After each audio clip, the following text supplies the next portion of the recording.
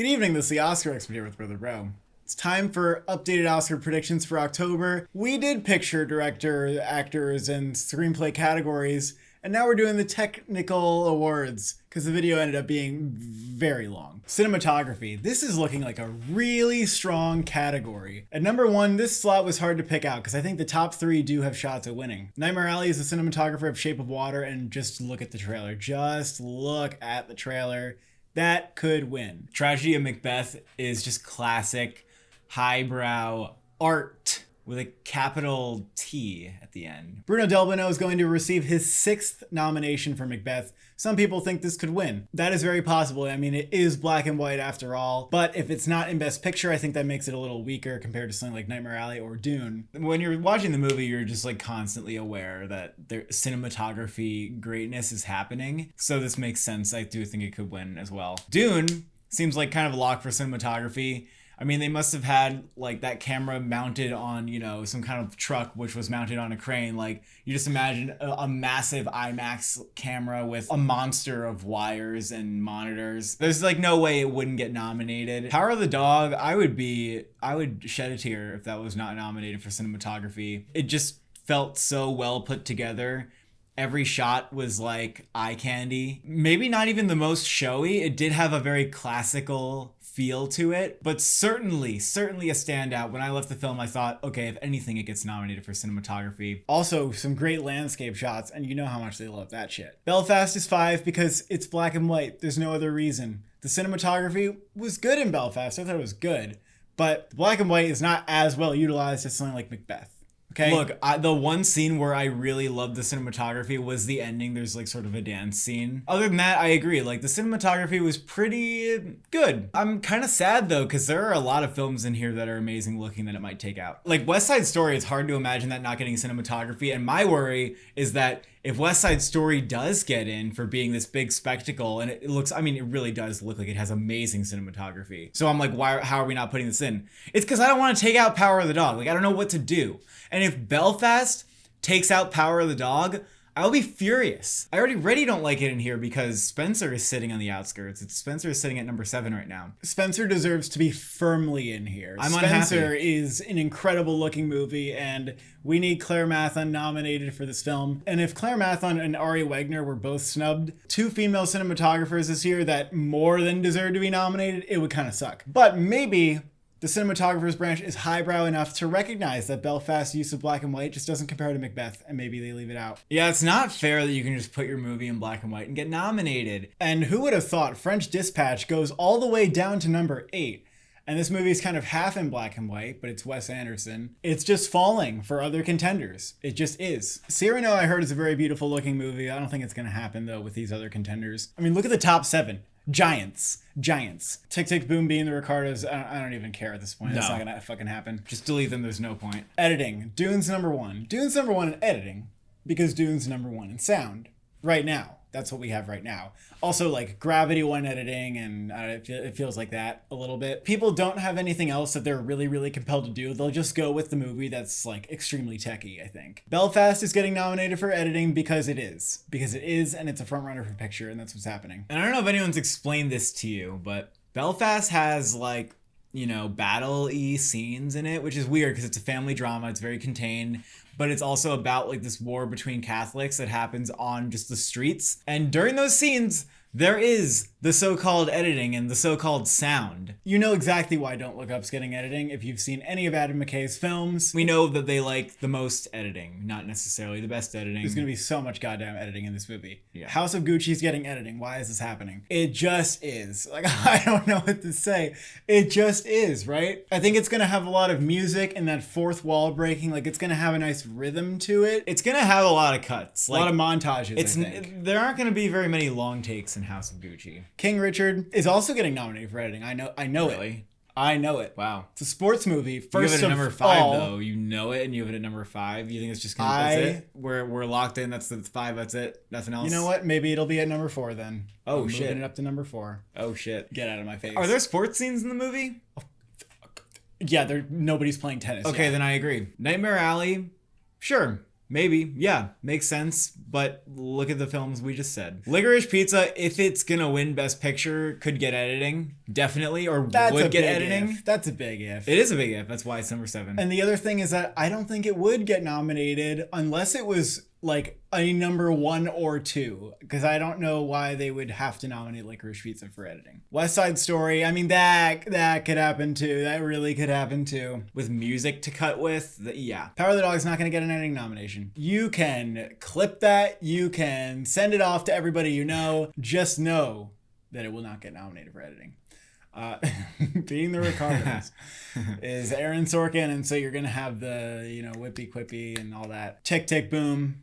Music. That's definitely something I could go for if Tick, Tick, Boom becomes a big contender. Spencer's also just not going to happen for editing. Sorry. Production design. This is another one where I think like the top 3 movies here all seem to have a shot at winning. Nightmare Alley, though, I mean, The Shape of Water won production design, and there's a goddamn carnival, and he walks through a little spiral tunnel, and there are eyes on it. Yeah. Stop. I think that's going to win. That trailer was ridiculous. Dune... absolutely has production design. Oh my god, like it could win. They imagined the whole world though. Like they created it. The ships and the copters and the weird angular buildings and all that stuff. I mean, the world building. That's what Dune really is all about. It's about production the world designers building. definitely had a challenge here, and they lived up to it. It could win too. I don't even know. Yeah. Maybe it should be number 1, but it's close. I agree with you that Nightmare Alley's number 1 says more colors in it. I thought French Dispatch could have been inevitable. Like after I saw it at Cannes, I was like, holy shit! Every shot looks incredible, but. The movie's just not as big a contender overall as these other 2. Yeah, people just don't care as much about that movie. I feel like people already gave Budapest Hotel all those awards. West Side Story, easy for me to have on there. Easy for me to have in there. Yeah, all the clotheslines. That's all I gotta say. The fire escape set is pretty cool. Yeah. Absolutely. Tragedy Macbeth had really notable production design as well. It was much more minimal, but it had a really prominent role in the film. And it's something that people will be talking about, how it shapes their experience of the play. It's also kind of meta. It plays into that whole awareness of like life as a stage or like the film as a stage. It draws attention to itself. So I think it would get nominated because they kind of have embraced that recently, that more innovative production design. Maybe it's not a West Side Story or a Dune, but it's a Roma or a Parasite. Yeah, the only downside is it could be vulnerable if it doesn't make it into Best Picture. Cyrano, Joe Wright, I mean, his movies just, the visuals look incredible, and his production design is nuts, usually. Yeah, it's just crazy that we don't even have that in the top 5, I would say. I mean, it might take out Macbeth. Spencer, I think it's more likely for costumes than production design, even though the production design is very good. This is like why Spencer seems like it could dip out of the top 10, because what were like the foreboding signs that Carol wouldn't get nominated? It was when the guilds like stopped just doing stuff with it. And also for Jackie, like just didn't get nominated for production design. When it misses stuff like that and you're a period like castle royal family movie, it's a yellow flag, if not a red one for picture. Power of the Dog could get nominated, but I don't know if there are like enough sets. It actually, I mean, the production design was pretty fun. It was really good, yeah. It definitely felt immersive with the West, and I like that production design that feels like you don't see the edges of it. Like, it goes on forever. There's just, like, little shacks everywhere and horses and... Cruella, great production design. When I saw the movie, I thought this could easily get nominated. It's more the competition has pushed it down here. The Last Duel, I just don't know if it's, like, a big enough contender to get this kind of nomination, because the reviews are, like, just good. Belfast... I mean, they probably like did a decent amount of like building that street. Yeah, I wonder how much they built in that movie. The Electrical Life of Louis Wayne has some really good production design, but it'll probably get overlooked like David Copperfield. And Licorice Pizza, I'm not really seeing that get nominated. And for costumes, Cruella's number 1. How is Cruella besting all these big Oscar juggernauts? I mean, if you've seen Cruella, you know why. Biggest, most colorful costumes of the year. And just the most costumes of the year. It should win costumes. It really should. Dune, they wear an odd suit, a desert suit. And there's also some like weird There's robes some armor and stuff. And hoods and... They like that kind of world building like Mad Max does. And they throw in like a little fantasy. They like to do that. Nightmare Alley is... I mean, you can watch the trailer. Again, if you want, it's going to get nominated for costumes. Some carnies in there. House of Gucci.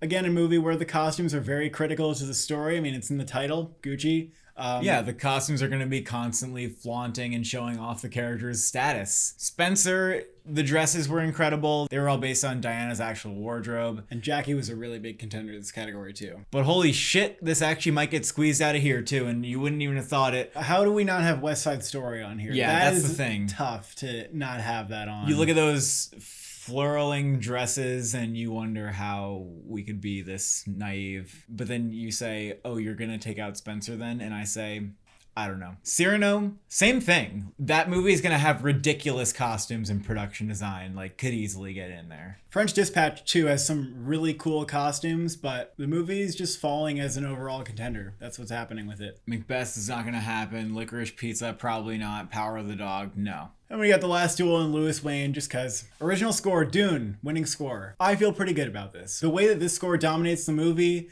the way that Hans Zimmer needs a second Oscar, it's all coming together for him. This is going to happen. I have no reservations here. And then we have the double nomination of Johnny Greenwood incoming, which we're very pleased with, for Spencer and Power of the Dog. Both these scores are some of the best of the year, and I'm just absolutely loving the work that he did in both of them. And we got Nightmare Alley, which is also just fucking happening. Is there any way that Desplat isn't getting nominated for this? And also we have another nomination for Desplat here for the French Dispatch. You're looking at this list and you're saying you have 3 composers taking up the 5 slots. It's possible, buddy. It's fucking possible that this could happen. This race doesn't feel that crowded. It doesn't feel like there are that many score heavyweights. Don't Look Up from Nicholas Britell. I mean, that could come out and surprise us, but Nicholas Britell did Adam McKay's previous 2 films, and they were not even close to being considered for score, and I kind of expect the same thing here. Licorice Pizza, like, would Johnny Greenwood get 3 nominations? That would be kind of insane, and it also seems much less likely given that they're going to use a lot of 70s music. The Tragedy of Macbeth, I liked this score a good bit, but it wasn't as showy as I thought it might be, so yeah, I'm it not was very convinced to get subtle. nominated. Like, sometimes there's just a cello and some ambiance. And then we just have No Time to Die. We have Luca from Dan Romer. I would be more than happy to see Luca get a score nomination because that score was really great. Even though I'm not as hyped on Luca as other people are, I still really love the score. Cyrano, not happening. Can I tell you why? Yes, I can, and I will. The score is being done by Bryce and Aaron Dessner. By the way, they also did Come On, Come On. They composed this score for the Broadway production that this is based off of. The Oscars don't like when you adapt your score on pre-existing medium. Guess what? That's what this is. It's an adaptation score. It's going to get disqualified. All right. Makeup. The Eyes of Tammy Faye has insane makeup. They transformed Jessica Chastain. You can't recognize her because her performance is amazing. And I also love how the narrative of her performance plays into the makeup when she talks about how she had to go big because the makeup was so big. They do a really good job of aging her in the film. And I know some people are saying, well, what about how big her cheeks are? They're a little too big a couple of times. Okay, they're a little too big. But for the most part, I liked it, and it did come across a little campy, and there's just no way they wouldn't nominate it. Also, the way that her character just puts on more and more and more and more makeup as the film goes on. Also, Andrew Garfield has makeup, and his looks pretty good too. So there's a lot to say about it. House of Gucci, however, I mean, Jared Leto, you cannot even recognize him. So that could easily win. I'm really struggling between these two. Dune, they made Stellan Skarsgård into like a blob thing. I guess like that's the most makeup in the film. Yeah, like Dave Bautista was like painted white. There was dirt, and I don't know if this is makeup, but the blue contacts, I think probably makeup. The things you put around your eyes are makeup. Why isn't the thing you put in your eye makeup? No one's ready to accept. Or is that this. A costume? There's a lot of makeup on Emma Stone throughout this movie. That's pretty cool. So I mean, I think that can definitely get nominated. Spencer is much more subtle than Eyes of Tammy Faye, but it is helping the performance get nominated. And I don't even know what it's doing. I can't even pinpoint it, but it does help transform her, and they do a good job of it. Yeah, I'm curious what exactly they did to Kristen Stewart, because I can tell they did something, but I can't put my finger on it. Nightmare Alley could get a sort of Mank type nomination where they just do it because it's part of giving the movie 10 nominations. Oh, it's because it's, hairstyling as well. So if the hair is wacky, then... Hair and lipstick, though. It's not the same as prosthetics and like... Yeah, we know they like prosthetics first and foremost. It's like PEMDAS. Like, You have to go for the multiplication division, the prosthetics first, and then you go for makeup. You would think that I'd have Being in the Ricardos in the top 5 because Nicole Kidman and Javier Bardem are transforming into entertainment figures, but the makeup department like didn't do that much to them. They like did like a little hair. Yeah, it's surprising. I was like, oh, they made Nicole Kidman pointy for the role, and then I looked at Lucille, and then I looked at Lucille Ball, and I was like, oh, she's more round. And I was like, wait. You're supposed to make her less pointy, but she's just pointy in general. So they didn't really do much for that one. You got Cyrano, you got French Dispatch, Suicide Squad. They put some fun light up bubbles in the guy's face. The Suicide Squad sans the one makeup, so that's why people are like, oh, it's gonna happen again. But I don't know though. I'm just like not as sure. No, they didn't do as much. The first one, they gave every character like this very distinct look with like the tattoos and the hair. Writing damaged on his forehead won the Oscar for that. And Macbeth because of what they do with the witches. And Macbeth because of what they do with the witches. Yeah, I don't buy it, but sure. Visual effects, Dune's winning. Nobody disagrees. If you disagree, you have to go to hell.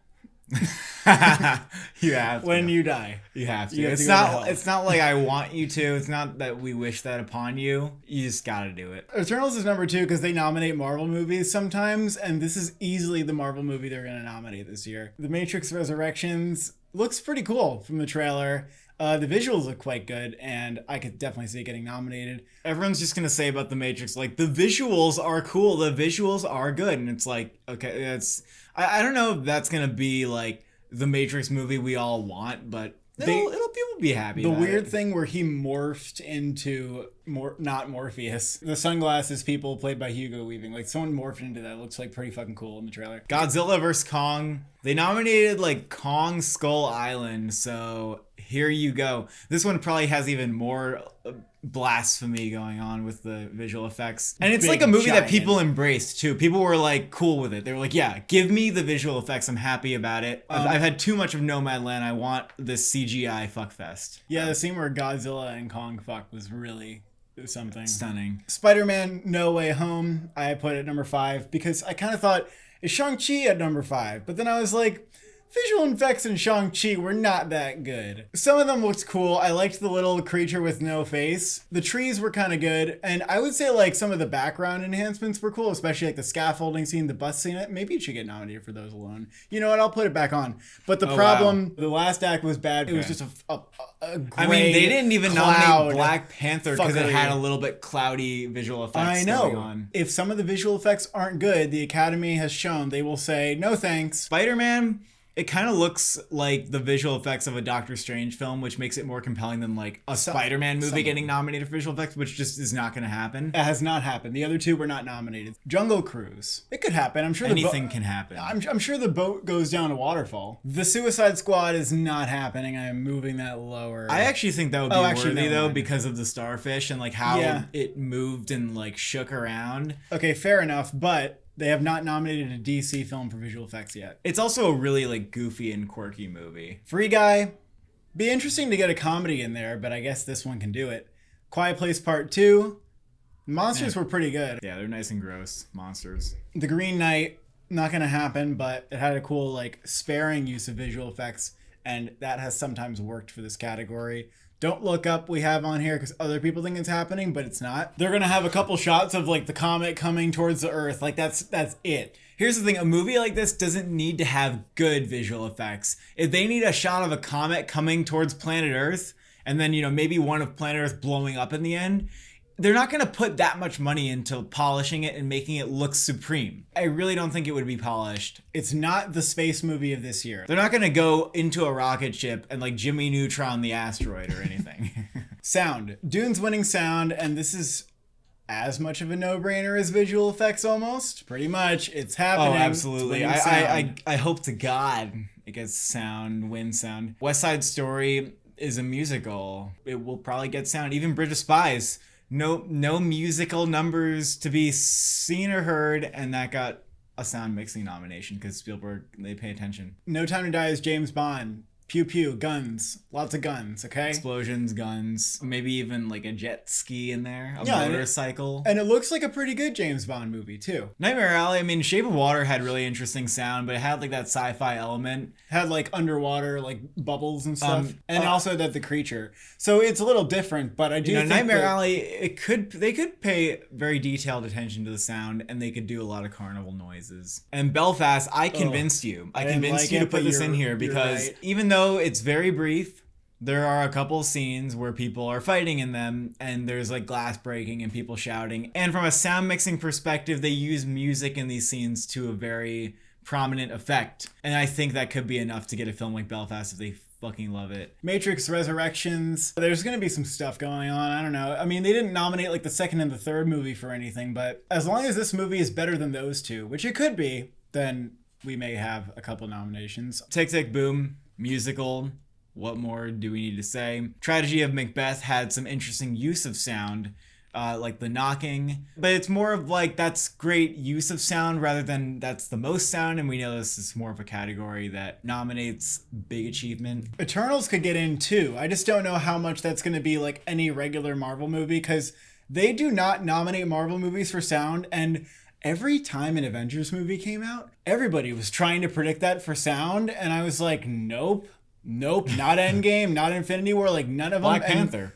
Okay, Black Panther was different because they got nominated for Best Picture. Yeah, but I know. Avengers movies do not get nominated for sound. Eternals has to be very different. And it could be. We'll see. Quiet Place Part 2. The novelty of the first one was exciting, and I'm just not sure they're going to go for the Part 2. We have The Harder They Fall, which is going to have some cool gun battles. It's a Western. Maybe that can happen. In the Heights, again, musical, but sort of dead. Original song. We have a lot of stars in here. We got Beyonce potentially winning an Oscar, okay? We have her at number 1. We have Beyonce winning an Oscar. Get excited, fans, for the song that she's doing for King Richard. Now, Billie Eilish doing the No Time to Die song seemed for a long time that could be the winner. But that song's been out for like 2 years. We're bored of it by now. We're not like excited by the idea of this winning the Oscar. And if we're to choose between Beyonce and Billie Eilish, both are very talented, but one of them is Beyonce, okay? They wouldn't mind giving Billie Eilish an Oscar, though. I don't think so either, but Beyonce is in here. Number 3 is the original song in Encanto. Well, there is no further need to explain. I think the whole movie's original song, so this is kind of just a guess. Belfast has a song called Down to Joy from Van Morrison, and Van Morrison actually, I think, did all the soundtrack for this film and was born in Belfast, so he's got a good narrative to nominate him here. This is what I mean by, like, Belfast knew what it was doing. It just crafted itself to be Oscar bait out of clay. It's like snaking its way into every category it can fit in. Yeah, we have it at like 8 or 9 nominations, so Jesus Christ. Don't Look Up is rumored to have a song by Ariana Grande. I'm not going to count that out. Then we have Believe from The Rescue. The Rescue, as you're going to see, is going to be one of the top documentary contenders from the makers of Free Solo. We know that documentary songs can get in here, and this looks like it has a decent shot. We have the original song from Cyrano. We have Keep the Beat from Vivo. Vivo's got a lot of original songs. This is maybe the one that'll happen. Here I Am from Respect. That's Jennifer Hudson in there. She gets the nomination. Beyond the Shore and Coda. So May We Start in Annette. You might be thinking this is higher. It's Annette. It's fucking weird. The Academy will not care. Anonymous Ones from Dear Evan Hansen. A good song, a good addition to the movie, I think, but that reputation is bad. Home All Summer in the Heights not happening. End credit song that nobody cared about. If they maybe performed something that was in the movie, it could get nominated, but that did not happen. Documentary feature, Flea's number 1. What's interesting here, though, is while I do think Flea is number 1, and it is one of the best films of the year, The Rescue is actually, I think, a threat. And even at TIFF, The Rescue won the documentary award and not Flea, though I do think that's because a lot of people saw Flea at Sundance and they were experiencing The Rescue for the first time. The Rescue is the filmmakers of Free Solo, and people say it's like just as thrilling. That is definitely going to be nominated. If it actually wins over Flea, that'd be kind of nuts. Summer of Soul better fucking get nominated. That's all I'm going to say. Oh, please.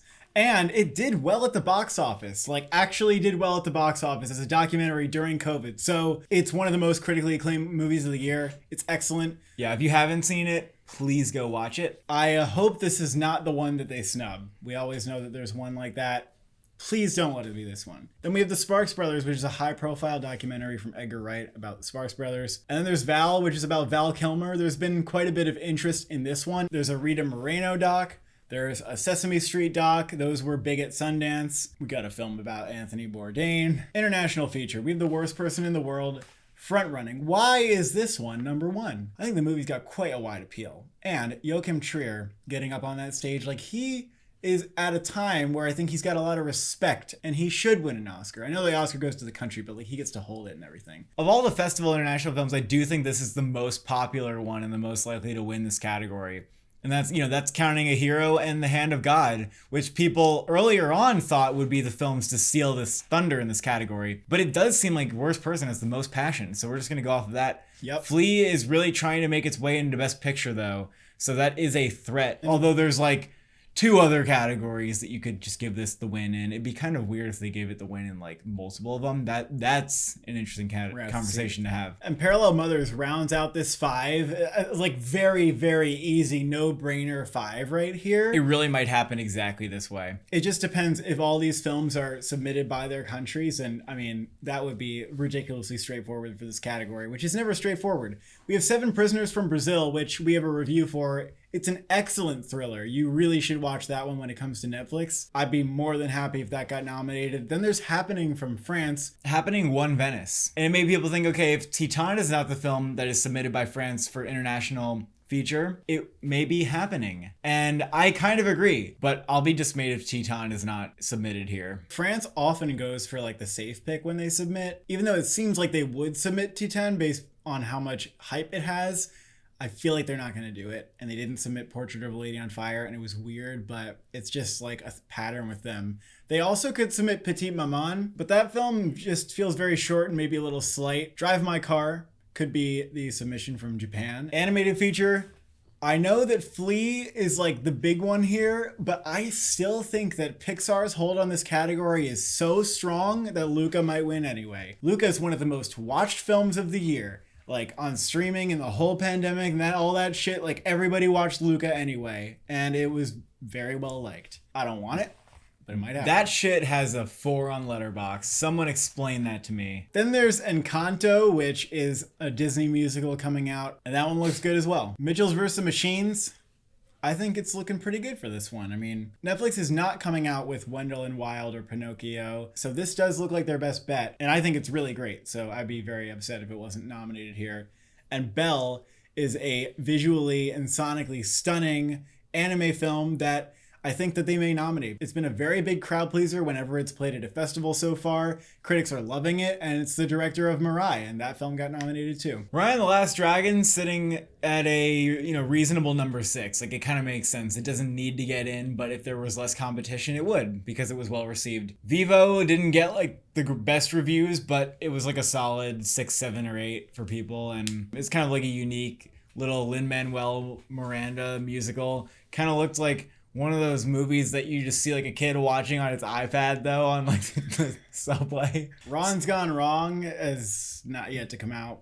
Whereas Anne Frank, you saw it, we thought like, oh, that's gonna be a really harrowing Holocaust animation film. You saw that movie and it's a PBS special, and and it feels educational when you're watching it. So it's not for the Oscars; it's for kids to learn about. Is it literally a PBS special? No, it just feels totally like one. And now we're rolling out the SAG Ensemble category for the first time this year. No brainer, Belfast at number 1. And when you look at this, you're like, yeah, I mean, Belfast winning Best Picture. I mean, there's the SAG win. That's pretty fucking easy for it. It has an ensemble. Like, everybody's sort of a supporting performance, and they're all doing good work. It makes a ton of sense. King Richard's happening. I don't know why people are doubting this. Like, King Richard's getting 2 acting nominations, and you have like the Williams sisters. You have John Bernthal, who's getting a lot of buzz as well. So, I mean, like, come on. King Richard's getting nominated for ensemble. Chill. House of Gucci, this doesn't even need explaining. Then there's Don't Look Up. I'm not even going to list the whole cast because that would be absolutely insane. But it has like the most stacked cast of the year, basically. It's a no-brainer. Then West Side Story. I mean, you have like a giant cast here that's being assembled for this film, and it's a musical, and SAGs do like musicals. So I had to squeeze that in here. And there were some hard cuts to make, but I did end up putting that in here. And you convinced me that In the Heights is 6. Why'd you do that? Well, they nominated Crazy Rich Asians. I know that movie was much more of a financial success. And it was also one of those films where you can't pinpoint who is the best performance. Everybody is amazing in it. And I just hope maybe this can help an In the Heights resurgence happen. I wouldn't mind if it just like landed its ass into picture, and even if it was nothing else, I'd be like, nice. Nightmare Alley 7, which is weird because it has a crazy all-star cast. But so did Shape of Water, and Shape of Water got like 3 acting nominations here and at the Academy Awards. Still didn't get nominated. I don't even know why. I don't understand why. The SAGs make very weird snubs. Also, like Mank, it just didn't happen. And there was a point where everybody just knew it wasn't happening, even though it has a really good ensemble. Like Marriage Story. Like, they make weird cuts, okay? So we made some weird cuts. Coda could happen. Coda has one of the best ensembles of the year, easily. There are like 5 stunning performances in that movie. Yeah, I really do think they like when everybody works well together. And they really don't mind embracing the indies here. The French Dispatch has a stacked Wes Anderson cast, but I don't know if the movie seems as big of a contender as like the Budapest Hotel for sure. That will not happen. So I don't think that will not happen. Power of the Dog. This is another category like editing where everybody is going to think the Power of the Dog is getting it. And I'm going to just tell you right now that it won't. And you can record it and you can save it and you can play it back to me later. The Power of the Dog is not going to get a SAG Ensemble nomination. So confident. I do agree though. I don't think this would get an ensemble nomination, even if it got all the Oscar glory you want it to. Licorice Pizza. I mean, if Licorice Pizza is a front runner, then maybe. Only maybe though. I don't know. Like that's why it's pretty low. Dune, people want that to happen, but I feel like no. When people are like, oh, Dune is such a well-acted movie, oh my god, it's like, you are overhyping that a little bit. Rebecca Ferguson was very good, Timothée Chalamet was good, but this movie's not getting any acting nominations, okay? It's not happening. Although I guess if awards voters really like it, they could nominate it for ensemble. Tick Tick Boom is definitely possible. Mass only has like 4 core performances. The slimmer the list of like those amazing performances in a film, the less likely it is to get an ensemble nomination. They like when you can list off like 6 people. That's like their favorite thing. And Mass has 4. Also, is Bleecker Street going to do a great job sending out the fucking screeners? I mean, they might mess that up. Being the Ricardos, you know, we're waiting on that one still. And The Harder They Fall, I kind of threw in because it does have a very cool cast. And those are our October predictions. Feel free to comment with your own predictions. Thank you for watching. Thank you for subscribing. Can you take down Belfast in Best Picture?